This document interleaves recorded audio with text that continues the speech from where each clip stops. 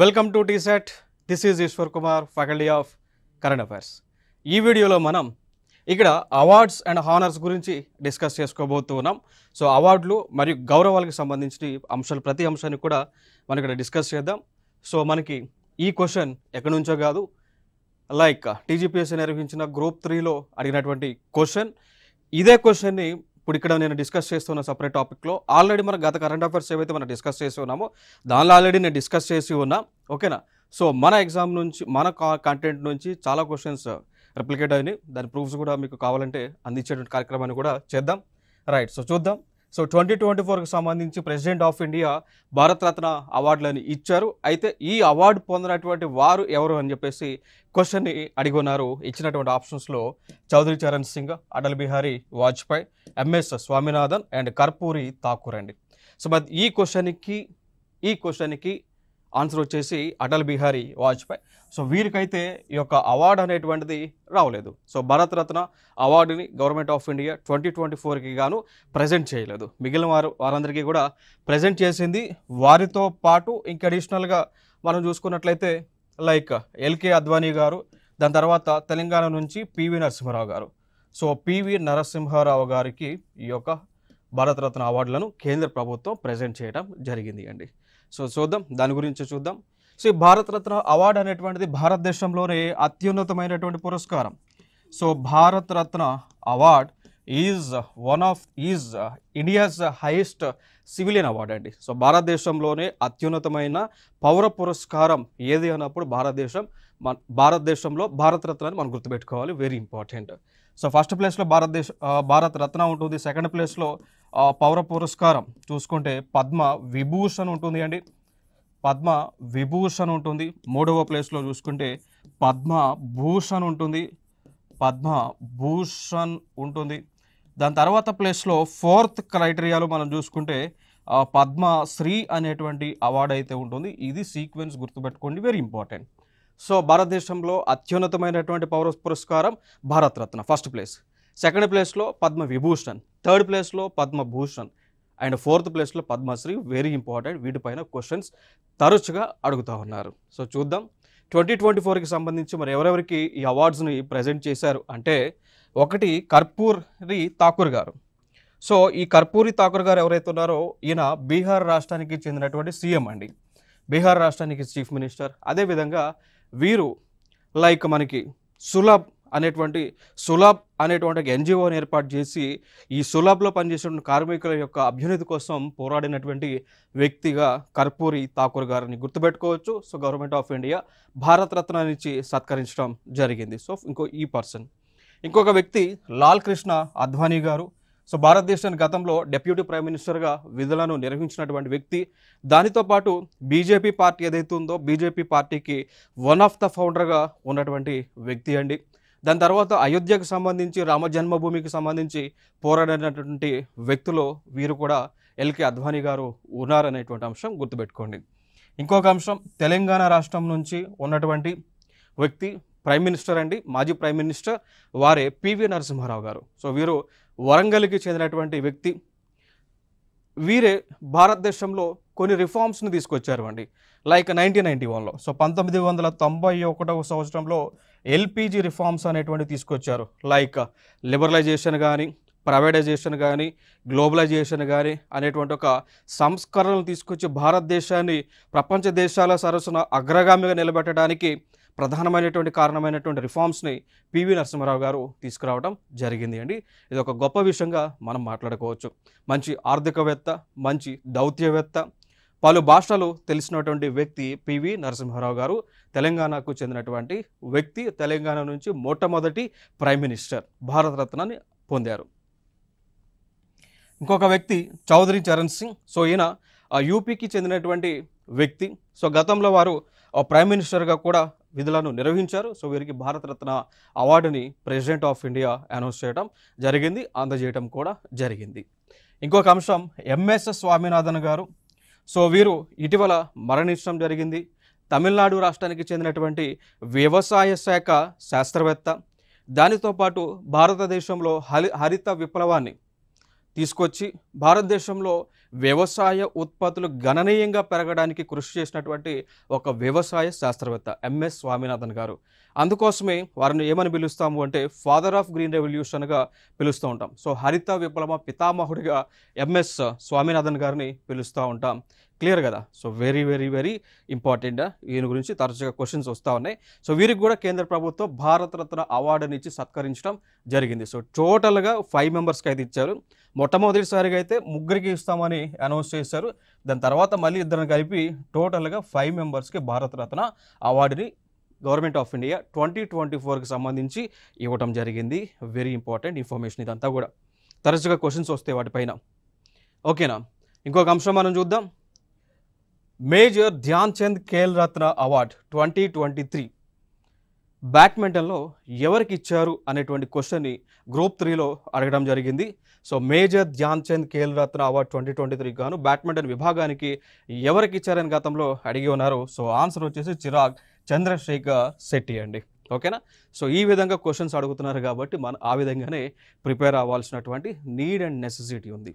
So దానికి సంబంధించిన awards మనం చూద్దాం. ప్రతి సంవత్సరము కూడా కేంద్ర ప్రభుత్వము నేషనల్ స్పోర్ట్స్ అవార్డ్స్ని ప్రజెంట్ చేస్తూ ఉంటుంది. ప్రతి సంవత్సరం కూడా జాతీయ క్రీడల అవార్డులను కేంద్ర ప్రభుత్వము ప్రజెంట్ చేస్తూ ఉంది. ఈ అవార్డులు మనం చూసుకున్నట్లయితే ఈ అవార్డులు ఇన్ జనరల్గా చూసుకుంటే ఈ అవార్డులు మనకి 6 టైప్స్ ఉంటాయి. అడిషనల్గా కేంద్ర ప్రభుత్వం ఇంకొక అవార్డు కలిపి 7 అవార్డులను ఇస్తూ ఉన్నారు. అర్థమైందా?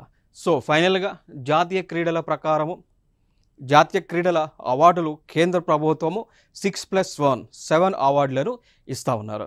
ఈ అవార్డులు ఏ అవార్డు దేనికి ఇస్తారో కూడా మనం తెలుసుకోవాలి. తరచుగా అడుగుతూ ఉన్నారు. సో చూద్దాం. ఇక్కడ మేజర్ ధ్యాన్ చంద్ ఖేల్ రత్న అవార్డు అనేటువంటిది ఎవరికి ఇస్తున్నారు అంటే ఎవరైతే కంటిన్యూస్గా 4 సంవత్సరాలు అత్యుత్తమైనటువంటి ప్రతిభను కనపరిచి ఉన్నారో వారికి మేజర్ ధ్యాన్ చంద్ ఖేల్ రత్న అవార్డుని ఇస్తూ ఉన్నారు. ఇదే అవార్డుని గతంలో రాజీవ్ గాంధీ ఖేల్ రత్న అవార్డుగా పిలిచేవారండి. ఓకేనా? సో ఇదొక అవార్డు. దాని తర్వాత ఇంకొక అవార్డు చూసుకుంటే అర్జున్ అవార్డు అంటాం. సో అర్జున్ అవార్డుని కూడా స్పోర్ట్స్కే ఇస్తారు. బట్ ఎవరికి ఇస్తారంటే కంటిన్యూస్గా 4 సంవత్సరాల కాలంలో స్థిరమైనటువంటి మంచి ప్రతిభ ప్రదర్శన కనపరిచినటువంటి వారికి అర్జున్ అవార్డులను ఇస్తూ ఉంటారండి. Sports award.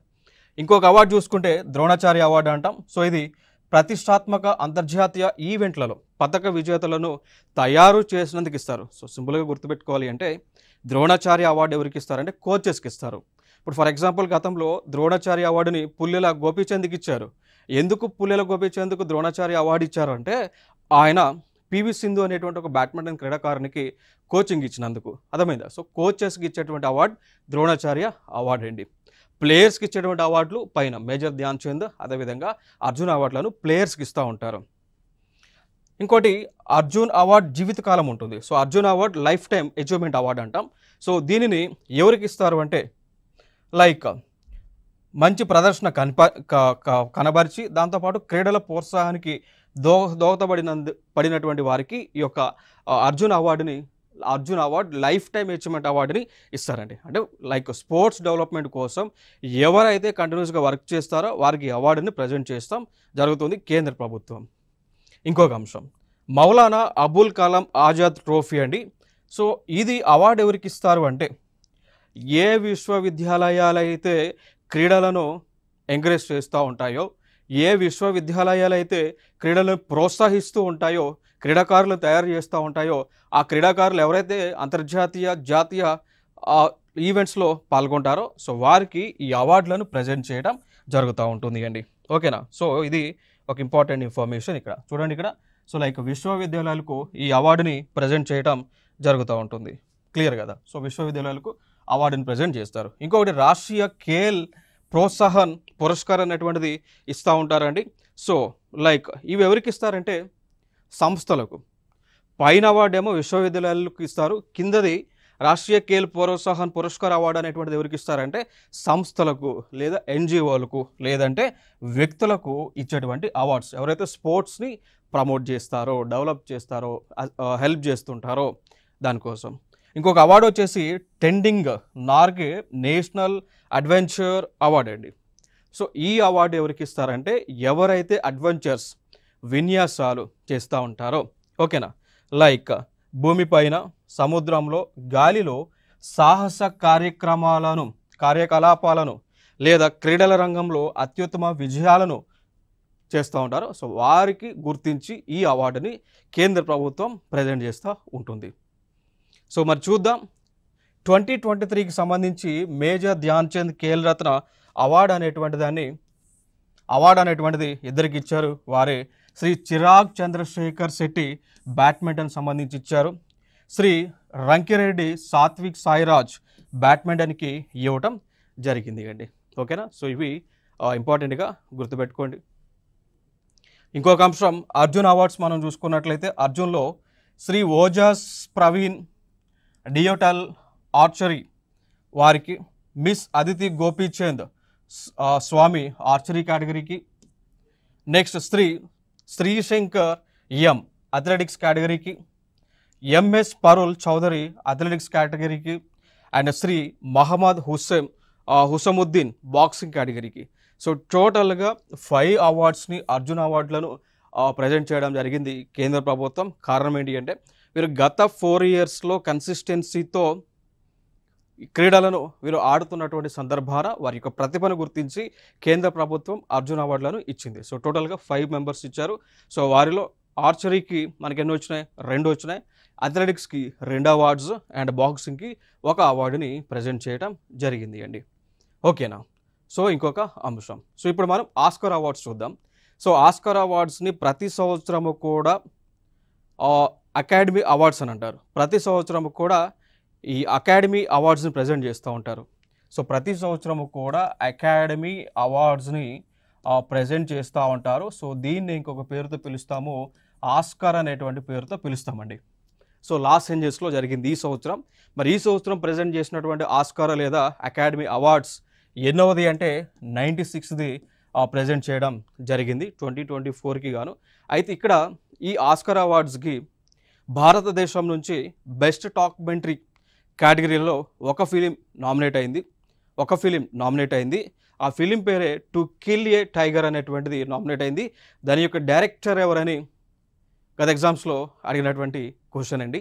సో ఫైనల్గా టు కిల్ ఏ టైగర్ అనేటువంటి ఒక బెస్ట్ డాక్యుమెంటరీ అంటే ఒక డాక్యుమెంటరీని రూపొందించినటువంటి డైరెక్టర్ వచ్చేసి నిషా పహుజా గారు. సో నిషా పహుజా గారు సో వీరు నిర్మించారు. బట్ ఫైనల్లో ఇప్పుడు ఏదైతే బెస్ట్ డాక్యుమెంటరీ కింద మనకి అనౌన్స్ చేశారో ఆస్కార్ అవార్డ్స్, బట్ ఈ ఫిలింకి అయితే రాలేదు. బట్ ఉక్రెయిన్కి చెందినటువంటి ఒక ఫిలింకి అయితే వచ్చింది. లైక్ 20 Days in Mariupol అనేటువంటి ఒక డాక్యుమెంటరీ ఏదైతే ఉందో సో దానికి రావడం జరిగింది. సో అవి కూడా మనం ఇక్కడ చూద్దాం. సో ఫైనల్గా 96 అకాడమీ అవార్డ్స్ ఏవైతే ఇచ్చి ఉన్నారో సో దానిలో ఇండియా నుంచి టు కిల్ ఏ టైగర్ అనేటువంటి ఒక డాక్యుమెంటరీ నామినేట్ అయింది. దాన్ని రూపొందించింది నిషా పహుజా గారు రూపొందించడం జరిగింది. బట్ ఇండియా ఆస్కార్ని పొందలేకపోయింది. పొందినటువంటి సినిమా చూసుకుంటే లైక్ బెస్ట్ ఫిలిం చూసుకుంటే 20 Days in Mariupol అనేటువంటిది. దాన్ని డైరెక్ట్ చేసింది ఉక్రెయిన్ దేశానికి చెందినటువంటి మర్సెల్యా చెర్నో దీన్ని ఆయన డైరెక్ట్ చేయడం జరిగింది. ఇది ఆస్కార్ అవార్డు పొందినటువంటి బెస్ట్ డాక్యుమెంటరీ కింద ఉన్నటువంటి ఫిలిం. ఇదొక ఇంపార్టెంట్ ఈవెంట్. ఇక్కడ చూడండి, ఇక్కడ ఆస్కార్ అవార్డ్స్. సో ఇవి ఇంకా మిగిలినటువంటి ఆస్కార్ అవార్డ్స్ విన్నర్స్ వీళ్ళందరూ కూడా బెస్ట్ ఫిలిం. సో గతంలో కూడా అడిగి ఉన్నారు. సో ఆస్కార్ 2024లో బెస్ట్ ఫిలిం కేటగిరీ కింద ఏ మూవీ అవార్డు పొందింది అని చెప్పేసి అడిగారు. ఆన్సర్ వచ్చేసి ఇక్కడ చూడండి, ఓపెన్ హైమర్ అంటాం. ఓపెన్ హైమర్. సో దీనిలో మనకి లైక్ హీరోస్ అంటే యాక్టర్ అండ్ యాక్ట్రెస్ చూసుకుంటే ఎమ్మా థోమస్ అండ్ చార్ల్స్ రోవెన్ అండి. దాని తర్వాత డైరెక్టర్ చూసుకుంటే మనకి ఇక్కడ క్రిస్టోఫర్ నోలాన్ ఉన్నారు.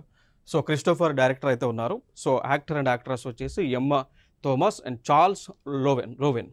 ఓకేనా. సో ఇది బెస్ట్ డైరెక్టర్ వచ్చేసి క్రిస్టోఫర్ నోలాన్. ఏ సినిమాకి? ఓపెన్ హైమర్ అనేటువంటి సినిమా అండి. అర్థమైందా? సో ఈ ఓపెన్ హైమర్ అనేటువంటి సినిమాని రూపొందించినటువంటి డైరెక్టర్ క్రిస్టోఫర్ నోలాన్ ఎవరైతే ఉన్నారో ఆయనకి బెస్ట్ డైరెక్టర్ కేటగిరీ కింద ఆస్కార్ అవార్డు అనేటువంటిది వచ్చింది. ఈ ఓపెన్ హైమర్ అనేటువంటి సినిమా దేనికి సంబంధించింది అంటే గతంలో అమెరికా వాళ్ళు జపాన్ దేశానికి చెందినటువంటి నాగసాకి, హిరోషిమా అనేటువంటి ప్రాంతాలపైన న్యూక్లియర్ బాంబు వేశారా?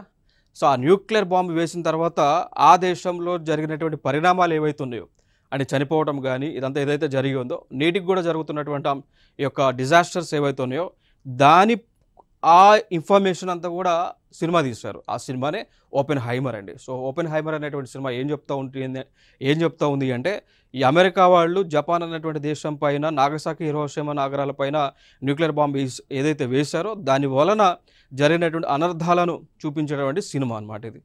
So best director Christopher Nolan, best picture వచ్చి ఓపెన్ హైమరే, బెస్ట్ యాక్టర్ వచ్చేసి సిలియన్ మర్ఫీ అండి, సేమ్ ఓపెన్ హైమర్కే, సిలియన్ మర్ఫీ ఓపెన్ హైమర్కే. బెస్ట్ యాక్ట్రెస్ వచ్చేసి ఎమ్మా స్టోన్, పూర్ థింగ్స్ సంబంధించి. సో బెస్ట్ యాక్ట్రెస్ వచ్చేసి ఎమ్మా స్టోన్, పూర్ థింగ్స్ అనేటువంటి ఒక ఫిలింకి సంబంధించి. And best actor in a supporting role వచ్చేసి రాబర్ట్ డౌనీ జూనియర్, సేమ్ ఓపెన్ హైమర్కి సంబంధించి. ఓకేనా, చాలా ఆస్కర్ అవార్డ్స్ ఓపెన్ హైమర్కి అయితే వచ్చి ఉన్నాయి. Next best actress in supporting role వచ్చేసి Da'Vine Joy Randolph, so like Holdovers మూవీకి గాను. Next best writing adapted screenplay అండి. So American fiction written for the screen by Cord Jefferson. So ఈయన రూపొందించినటువంటి దానికి best writing adapted screenplay award, Oscar award వచ్చింది. Best రైటింగ్కి వచ్చేసి original screenplay సంబంధించి anatomy of a fall screenplay by Justine Triet and Arthur హరారీకి awards అయితే రావడం జరిగింది. ఇవి ఆస్కర్కి సంబంధించిన అవార్డ్స్. ప్రధానంగా ఇక్కడ అడుగుతున్నటువంటి అంశాలు best actor, actress, director and best film తరచుగా అడుగుతూ ఉన్నారు కాబట్టి అవి ఎక్కువగా గుర్తుపెట్టుకోండి. ఓకే, ఇంకొక అంశం చూద్దాం. Padma awards 2024. So Padma awards అనేటువంటివి కేంద్ర ప్రభుత్వం ప్రతి సంవత్సరము కూడా అనౌన్స్ చేస్తూ ఉంది. ఈ పద్మ అవార్డ్స్ అనేటువంటివి కేంద్ర ప్రభుత్వం అనౌన్స్ చేస్తూ ఉంటే ప్రెసిడెంట్ ఆఫ్ ఇండియా చేతుల మీదుగా ఈ అవార్డులను ఇస్తూ ఉంటారు. సో ప్రదానం జరిగేది ప్రెసిడెంట్ ఆఫ్ ఇండియా చేతుల మీదుగా ఈ యొక్క అవార్డులను ప్రదానం చేస్తూ ఉంటారు. ఇన్ జనరల్గా ఈ అవార్డ్స్ని అనౌన్స్ చేసేది మనకి ప్రతి సంవత్సరం కూడా రిపబ్లిక్ డే ఏదైతే జరుగుతూ ఉందో సో ఆ రోజున ఈ అవార్డ్స్ని అనౌన్స్ చేయడం జరుగుతూ ఉంటుంది. ఓకేనా, సో అట్లా మరి ఈ సంవత్సరానికి గాను పద్మ విభూషణ్ 5 అవార్డులు, పద్మ భూషణ్ 17 అవార్డులు, పద్మశ్రీ వచ్చేసి 110 అవార్డులను అనౌన్స్ చేయడం జరిగింది అండి. ఓకేనా, సో 110 ఇక్కడ, 117 ఇక్కడ అండ్ 5 అవార్డులను ప్రజెంట్ చేయడం జరిగింది. అవి ఎవరెవరు పొందారు, ఏ ఏ రంగాలకు సంబంధించి పొందారు అనేటువంటిది చాలా ఇంపార్టెంట్ అడుగుతూ ఉన్నారు. సో చూద్దాం. ఇక్కడ పద్మ విభూషణ్ చూసుకుంటే 5 వరకు ఇవ్వడం జరిగింది. వారిలో మిస్ వైజయంతిమాల భలి అండి, ఆర్ట్ కేటగిరీ కింద ఇచ్చారు, తమిళనాడు రాష్ట్రానికి చెందినటువంటి వారు. మనం ఇక్కడ గుర్తుపెట్టుకోవాల్సిన అంశాలు ఏంటి అంటే ప్రధానంగా వాళ్ళ యొక్క పేరు గుర్తుపెట్టుకోవాలి, వారి యొక్క పేరును మనం గుర్తుపెట్టుకోవాలి, దాంతోపాటు వాళ్ళు ఏ రంగానికి చెందారో అవి గుర్తుపెట్టుకోవాలి. So like miss Vyjayanthimala Bali art category కింద తమిళనాడు రాష్ట్రం. శ్రీ కొణిదెల చిరంజీవి తెలుసు కదా, మెగాస్టార్. సో ఆయనకి కూడా పద్మ విభూషణ్ అవార్డుని ఇచ్చారు ఆర్ట్ కేటగిరీ కింద ఆంధ్రప్రదేశ్ రాష్ట్రం నుంచి. ఇటీవల ఇదే శ్రీ కొణిదెల చిరంజీవి గారికి వారి యొక్క పేరును గిన్నిస్ బుక్ ఆఫ్ వరల్డ్ రికార్డ్స్లో చేర్చారు. సో గిన్నిస్ రికార్డును కూడా కైవసం చేసుకున్నటువంటి వ్యక్తి కొణిదెల చిరంజీవి గారు. సో ఫైనల్గా పద్మ విభూషణ్ పొందారు, దీనికంటే ముందు పద్మశ్రీ పొందారు, పద్మ భూషణ్ పొందారు, ఇప్పుడు పద్మ విభూషణ్ని పొందడం జరిగింది. సో ఆర్ట్ కేటగిరీలో ఆంధ్రప్రదేశ్ రాష్ట్రం. నెక్స్ట్ శ్రీ ఎం వెంకయ్య నాయుడు, మనందరూ తెలుసు కదా, గతంలో అంటే లైక్ ఈయన మినిస్టర్గా చేశారు, ఎమ్మెల్యేగా చేశారు, ఎంపీగా చేశారు, మినిస్టర్గా కూడా చేశారు. దానితో పాటు వైస్ ప్రెసిడెంట్ ఆఫ్ ఇండియా కూడా విధులుగా నిర్వహించినటువంటి వ్యక్తి శ్రీ ఎం వెంకయ్య నాయుడు గారు. సో వీరికి పద్మ విభూషణ్ ఇచ్చారు. కేటగిరీ వచ్చేసి పబ్లిక్ అఫైర్స్ నుంచి ఇచ్చారు, ఆంధ్రప్రదేశ్ రాష్ట్రం నుంచి. ఇంకొకటి శ్రీ బృందేశ్వర్ పాతక్ అండి. సో ఈయన సోషల్ వర్క్ బీహార్ రాష్ట్రానికి చెందినటువంటి వ్యక్తి అండి. సో శ్రీ బిందేశ్వర్ పాతక్ వచ్చేసి ఇక్కడ ఏం చేస్తారు అంటే ప్రజల కోసం వివిధ ఎన్జిఓలను ఏర్పాటు చేసి సులభ్ సంబంధించినటువంటి అంశాలపైన, ఈ స్కావెంజర్ సంబంధించినటువంటి అంశాలపైన వీరు పోరాటం చేసినటువంటి వ్యక్తి అనమాట శ్రీ బిందేశ్వర్ పాతక్ గారు. ఇటీవల ఆయన మరణించడం కూడా జరిగింది. సో బీహార్ రాష్ట్రానికి చెందినటువంటి వ్యక్తి, పద్మ విభూషణ్ గ్రహీతగా మనం గుర్తుపెట్టుకోవాలి. సోషల్ వర్క్ నుంచి ఇచ్చారు. నెక్స్ట్ వచ్చేసి మిస్ పద్మ సుబ్రహ్మణ్యం అండి. సో వీరికి ఇచ్చారు అవార్డు ఆర్ట్ నుంచి ఇచ్చారు. సో తమిళనాడు రాష్ట్రం నుంచి ఆర్ట్ నుంచి ఇచ్చారు. తమిళనాడు రాష్ట్రం నుంచి అయితే వీరికి అవార్డు అయితే పొందారండి. ఓకేనా. సో టోటల్గా పద్మ అవార్డ్స్ పొందినది 5 పద్మ విభూషణ్ పొందారు. ఓకే. సో వారిలో వారి యొక్క ఫోటోలు. పద్మశ్రీ అవార్డ్స్ 110 మంది. అండ్ ఈ 110 మందిలో అంటే టోటల్గా ఓవరాల్గా తీసుకుంటే దీనిలో మనకి మహిళలు వచ్చేసి 30 మంది. చనిపోయినటువంటి వారికి కూడా అవార్డ్స్ ఇస్తారు కదా, దాన్ని పోస్టమస్ అంటారు. అట్లా 9 మందికి అండి. అర్థమైందా. సో 9 మందికి ఇచ్చారు. ఈ లిస్ట్ ఏమో పద్మభూషణ్ అవార్డు గ్రహీతలు 17 మంది ఇచ్చారు. Like M Fathima Beevi public affairs, Hormusji N Cama literature and education సంబంధించి, మిథున్ చక్రవర్తి ఆర్ట్కు సంబంధించి పద్మభూషణ్ ఇచ్చారు మిథున్ చక్రవర్తి. అండ్ ఈయనకే ఇటీవల దాదాసాహెబ్ ఫాల్కే అవార్డును కూడా ఇచ్చారు.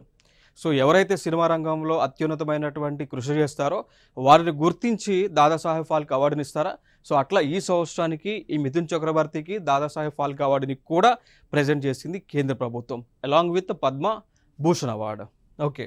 So art category. And Sitaram Jindal trade and industry, Young Liu trade and industry, Ashwin Balachandra Mehta medicine, Satyabrata Mukherjee public affairs, Ram Naik public affairs, Tejas Madhusudan Patel medicine, Olanchery Rajagopal public affairs, Dattatray Ambadas Mayalu art, and Togdan Rinpoche spiritualism. So ఇట్లా వీళ్ళందరికీ కూడా ఈ యొక్క అవార్డ్స్ని ప్రజెంట్ చేశారు. ఇంకొక పేరు వచ్చేసి Usha Uthup and Vijayakanth art and Kundan Vyas journalism. So వీళ్ళందరికీ కూడా ఈ అవార్డులను ప్రజెంట్ చేయడం జరిగింది. ఇదొక ఇంపార్టెంట్ ఇన్ఫర్మేషన్. ఓకేనా. దానితో పాటు గతంలో కొందరు ఈ అవార్డ్స్ని పొంది ఉన్నారా. ఏ అవార్డ్స్ అండి. లైక్ పద్మభూషణ్, వీళ్ళ పేర్లు మనకు చాలా ఇంపార్టెంట్ ఇక్కడ. పద్మవిభూషణ్ ఈ సంవత్సరానికి అయితే చిరంజీవి వెంకయ్యనాయుడు పొందారు. గతంలో పద్మభూషణ్ అవార్డ్స్ని పొందినటువంటి వ్యక్తులు కృష్ణ ఎల్లా అండ్ సుచిత్ర ఎల్లా అండి. దీనికి సంబంధించి ఒక క్వశ్చన్ కూడా అడిగి ఉన్నారు. సో ఈ కృష్ణ ఎల్లా అదేవిధంగా సుచిత్ర ఎల్లా అనేటువంటి వారు ఎవరైతే ఉన్నారో వీరికి కేంద్ర ప్రభుత్వము పద్మభూషణ్ అనేటువంటి అవార్డ్స్ ఇచ్చి ఉందా, వారికి ఏ కేటగిరీ కింద అవార్డ్స్ ఇచ్చారు అని గత ఎగ్జామ్స్లో అడిగారు. సో మరి ఆన్సర్ వచ్చేసి ట్రేడ్ అండ్ ఇండస్ట్రీ నుంచి అడిగారండి. అర్థమైందా. సో కృష్ణ ఎల్లా సుచిత్ర ఎల్లా వీళ్ళిద్దరూ కూడా వైఫ్ అండ్ హస్బెండ్. వీరు భారత్ బయోటెక్ అనేటువంటి ఒక కంపెనీని హైదరాబాద్లో ఏర్పాటు చేసి వీరు వ్యాక్సిన్ని, ఏ వ్యాక్సిన్, కోవాక్సిన్ అనేటువంటి కరోనాకు సంబంధించినటువంటి టీకాను తయారు చేసి ప్రపంచ దేశాలకు భారతదేశంలో ఉన్నటువంటి ప్రజలకు అందించారన్నమాట వీళ్ళు. సో అందుకోసం వీరి సేవలను గుర్తిస్తూ కృష్ణ ఎల్లా సుచిత్ర ఎల్లాకు కేంద్ర ప్రభుత్వం ట్రేడ్ అండ్ ఇండస్ట్రీ కేటగిరీ కింద ఈ యొక్క పద్మభూషణ్ అవార్డుని ఇచ్చారు. గతంలో ఇచ్చారండి. ఈ సంవత్సరం 24 అయితే కాదు, గతంలో ఇచ్చి ఉన్నారు. బట్ దీనిపైన క్వశ్చన్స్ వచ్చినాయి కాబట్టి నేను మీకు చెప్తా ఉన్నా. దాని తర్వాత తెలంగాణ నుంచి మనం చూసుకున్నట్లయితే ఇక్కడ పద్మశ్రీ అవార్డ్స్ తెలంగాణ నుంచి పొందినటువంటి వ్యక్తులు మనం చూసుకుంటే, అంటే లైక్ తెలంగాణ కాదు తెలుగు రాష్ట్రాల నుంచి చూసుకుంటే కనుక లైక్ దర్శనం మొగలయ్య, పద్మజ రెడ్డి, సుంకర వెంకట ఆదినారాయణ, గరికపాటి నరసింహారావు అండ్ గోసవీడు షేక్ హసన్. సో వీరికి మనకు తెలుగు రాష్ట్రాల్లో ఈ యొక్క అవార్డ్స్ అనేటువంటివి రావడం జరిగింది. ఓకేనా. So next Dadasaheb Phalke awards, very important awards ఇవి.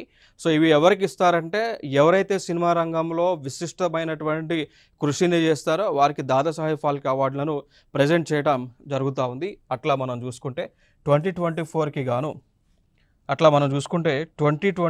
గాను మిథున్ చక్రవర్తికి ఇచ్చారు. సో ఫిలిం ఇండస్ట్రీ అయినా హిందీకి చెందినటువంటి వ్యక్తి. దాని తర్వాత 2023 సో 73 అవార్డు రేఖాకి ఇచ్చారు Hindi. 2022 Asha Parekh and 2021 Rajinikanth superstar Thalaiva రజనీకాంత్కి ఇచ్చారు. And 2020 Asha Parekh, 2019 Rajinikanth and 2018 Amitabh Bachchan. వీరందరూ కూడా దాదాసాహెబ్ ఫాల్కే అవార్డులు గ్రహీతలు. ఇక తెలుగులో మనం చూసుకుంటే దాదాసాహెబ్ ఫాల్కే అవార్డు పొందినటువంటి వారు చూసుకుంటే మనకు తెలుసు కదా, డి రామానాయుడు గారు. సో డి రామానాయుడు వారికి ఇచ్చారు. దాని తర్వాత దాదాసాహెబ్ ఫాల్కే అవార్డు వచ్చింది అక్కినేని నాగేశ్వరరావు ఏఎన్ఆర్ గారికి. సో వారికి ఈ యొక్క దాదాసాహెబ్ ఫాల్కే అవార్డులు తెలుగు రాష్ట్రాల నుంచి ఇవ్వడం జరిగింది. సో డి రామానాయుడు అదేవిధంగా ఏఎన్ఆర్కి కూడా ఇచ్చారండి. ఓకే. నెక్స్ట్ అంశం, ఇదే దాదాసాహెబ్ ఫాల్కే అవార్డులను కొన్ని విభాగాల్లో ఇచ్చారు. లైక్ ఫర్ ఎగ్జాంపుల్గా తీసుకుంటే బెస్ట్ ఫిలిం కేటగిరీ కింద షారుఖ్ ఖాన్ నటించినటువంటి జవాన్ సినిమాకి ఇచ్చారు.